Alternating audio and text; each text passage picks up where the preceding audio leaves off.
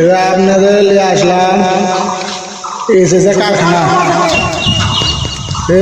মাল একবারে প্যাকেট করছি।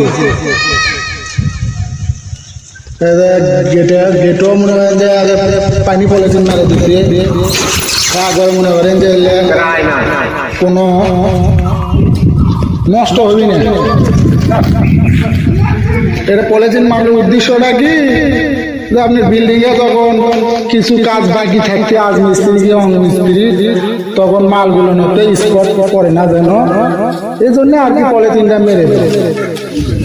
পরে মনে করেন যে হচ্ছে যে পলিথিন ওটায় ফেলে দেবেন, তাতে সমস্যা নেই।